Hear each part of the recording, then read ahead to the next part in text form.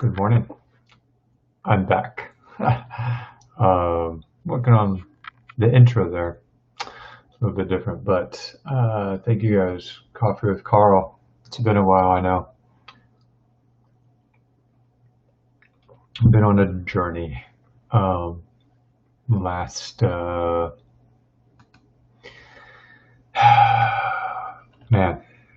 few weeks, it seems like. I've had a lot going on,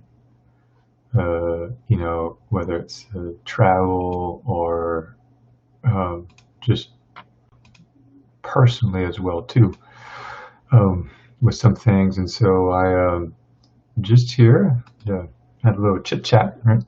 Talk about some of the things that is going on. I'm still going to go and continue on through the book of Acts, but I want to go over some of the verses that have been hitting me the last couple of weeks. So I found myself in a predicament where I was not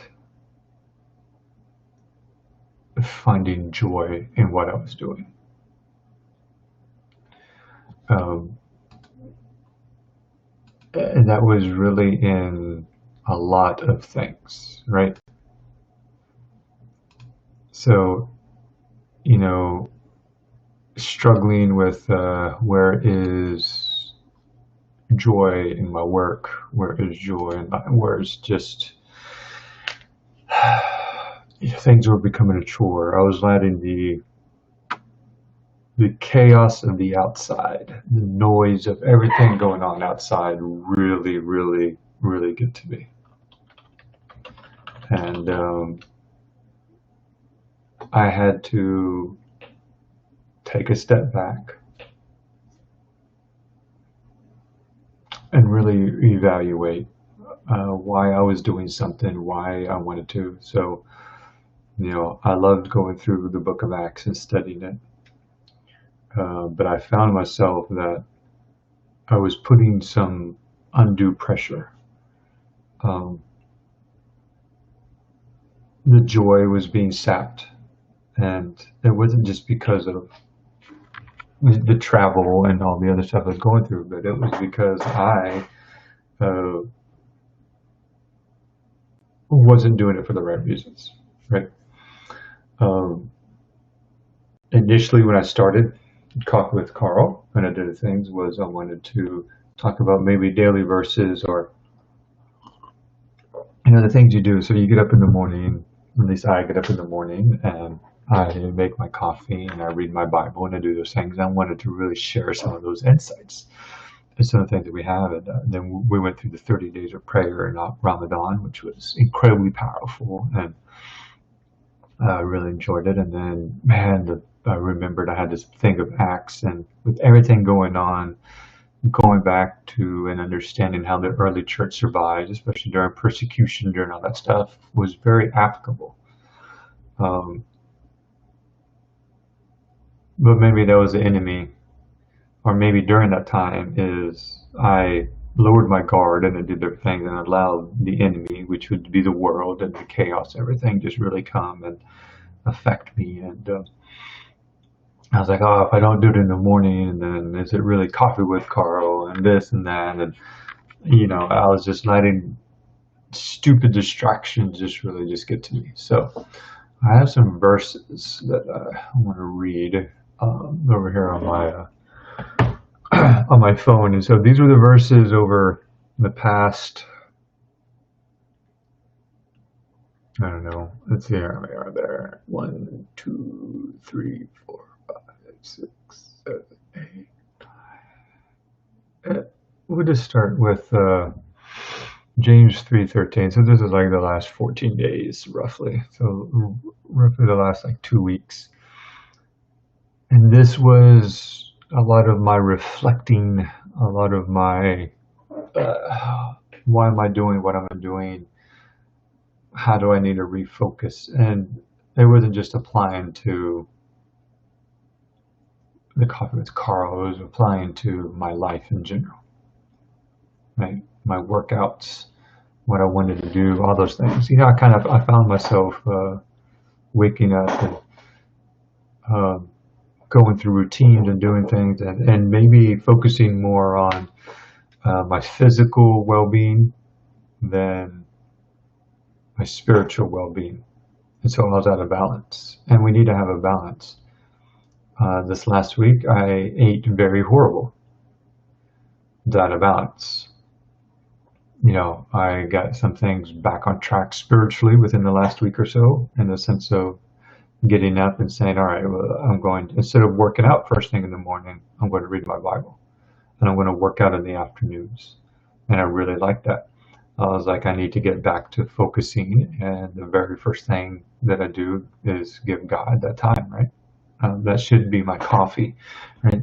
Like, we have coffee with Carl, I needed to have coffee with God, and I wasn't doing it.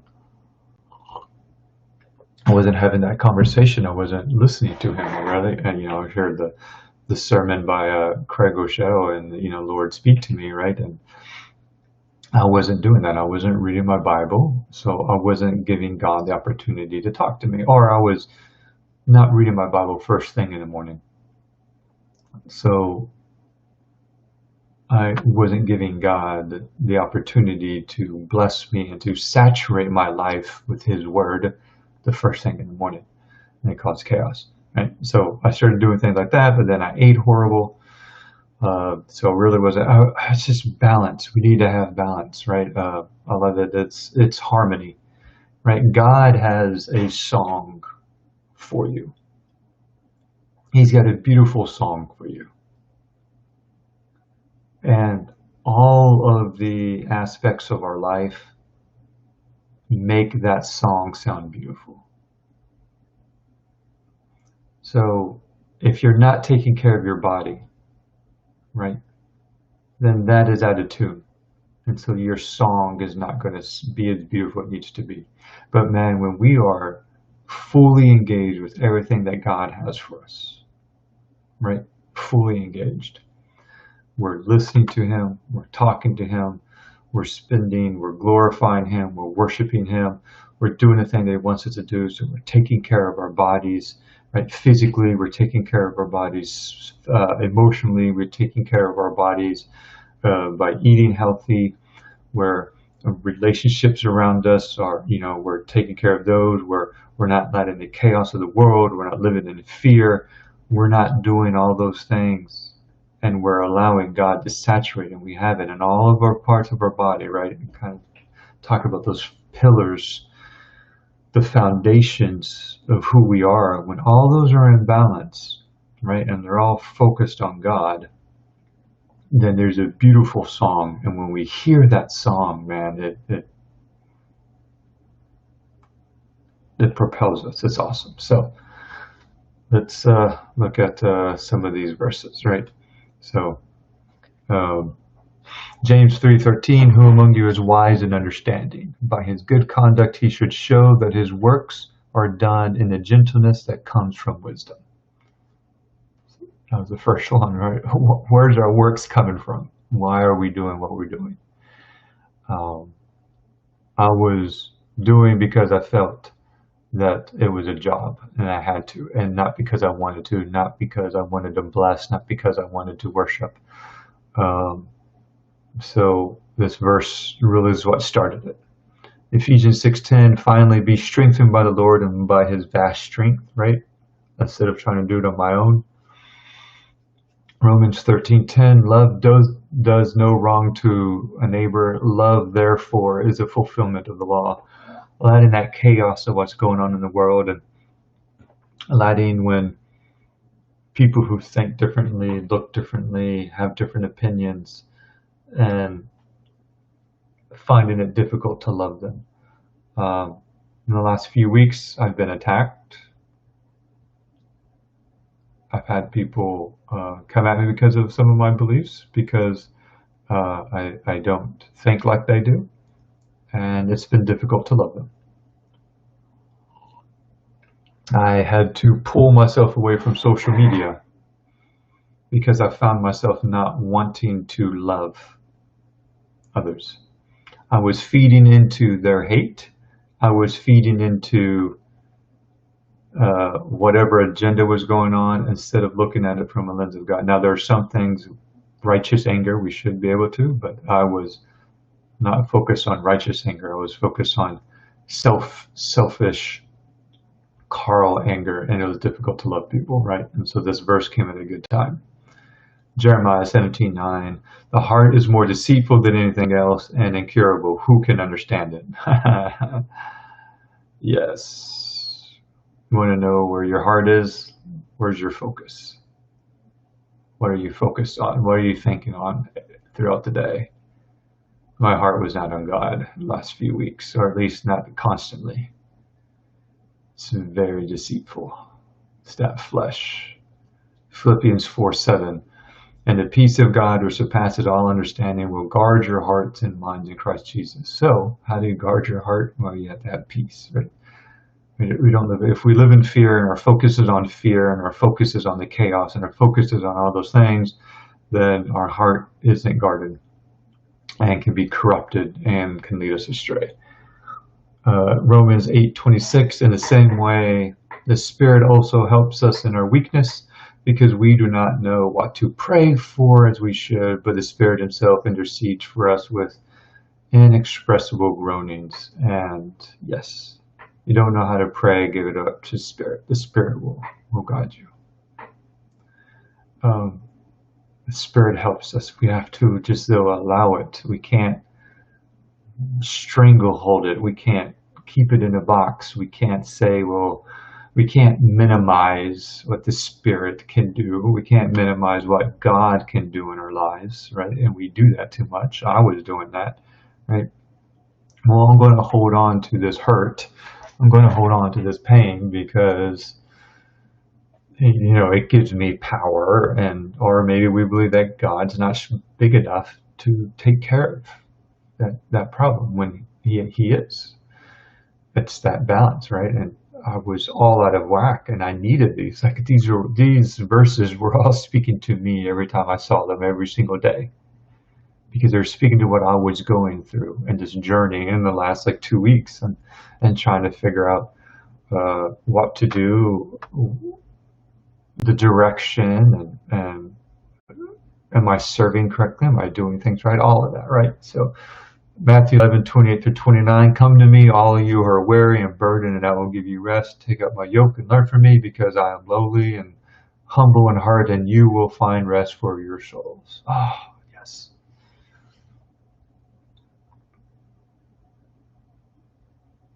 Yes. Find ourselves just trampled by our own burdens. We can barely walk, when just got to give it up to God. Exodus 14:14, the Lord will fight for you and you must be quiet. I had to know that sometimes the battles that I wanted to fight were not my battles. They were the Lord's. Do what I can do, right? Get rid of the garbage, right? Garbage in, garbage out. So what am I watching? What am I consuming? What am I eating? What am I, right? That's part of being healthy. That's part of the balance. I can get rid of the garbage. I can do that, but I need to be quiet and listen to God, and listen to God's direction, and let God fight the battles.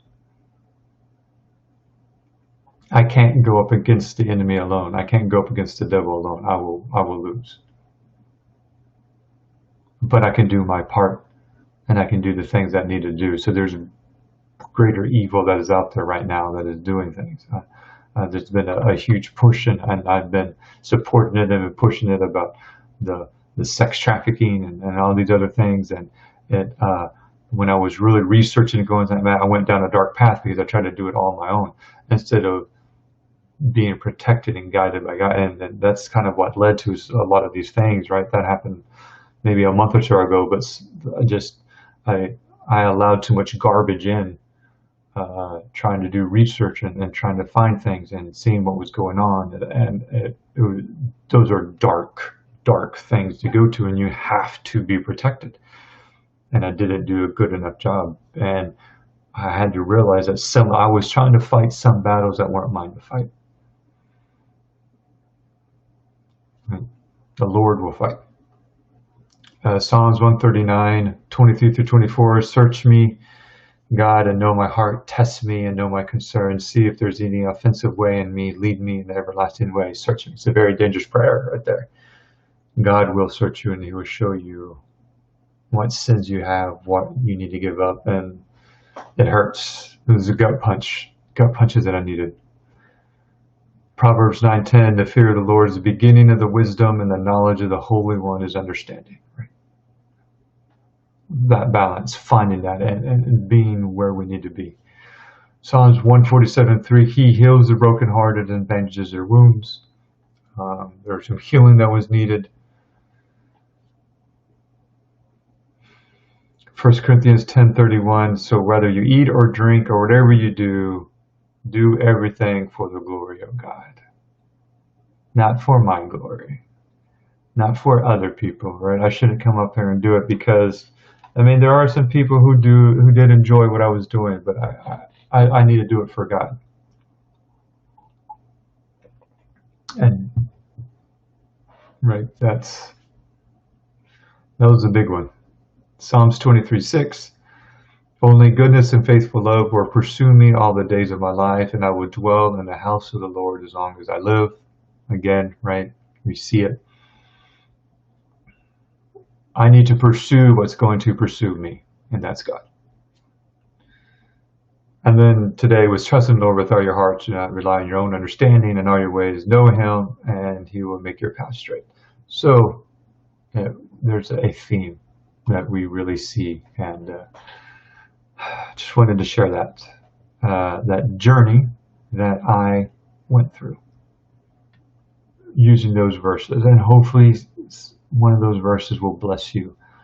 So the next Coffee with Carl, we will continue. We're gonna with the book of Acts.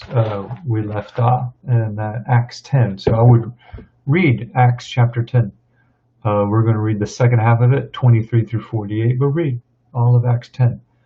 It was about Peter and this message that God gave to Peter. And the last thing we talked about was having our blank sheet. Peter had the vision of the sheet, and there was all the unclean things that God was telling Peter were clean now. And we had to, man, that was a gut punch to me when I filled that out, and I put, what are some of the issues that I'm having? And some of these verses were coming, and I had to get right. I had to come to be in a better place before I continued this. So thank you all for understanding. If you watch this later, I love you all. If you're watching on YouTube, we are on YouTube. If you're on Facebook, we're on YouTube if you prefer YouTube. I'm not on Facebook as much. I maybe post 3 to 4 times a day. That's it. And most of it is because it's from another account. Like it automatically just forwards it to Facebook. I try to get off Facebook. There's too much chaos. And I was going to purge. And if I would have purged everything that I wanted to, it would have just been my family. That's it. And so I don't really know how I want Facebook to be. Because I have people on there who I don't necessarily talk to all the time, but I love to see their stories because they live in another country and I don't necessarily have the opportunity to see them. I got some great friends on there. But there's too much garbage on Facebook. Too much. So 5 Guys in the Bible, right? We're on YouTube. In fact, let me, I will do this real quick. Let me find, I will post a link to the YouTube channel.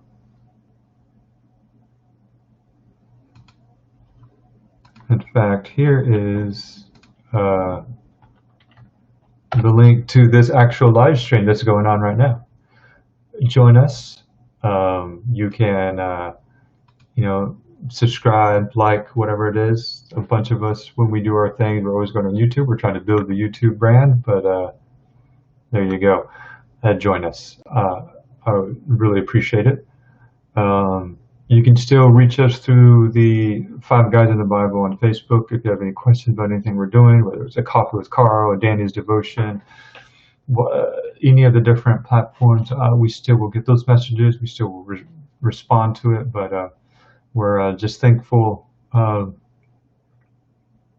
for you, thankful for what God's doing. And so with that, I'm just going to pray. Lord, I'm just thankful for this platform. I know there are many who view the online platform as shallow. The online platform is a sham. And Lord, though, I just know that you are doing great things through this. Because you are ultimately in control. Thank you, Lord, for the journey that you sent me through and how I could go through that journey and talk about that journey and hopefully bless someone else who's maybe going through other struggles. Lord, you are mighty, you are powerful.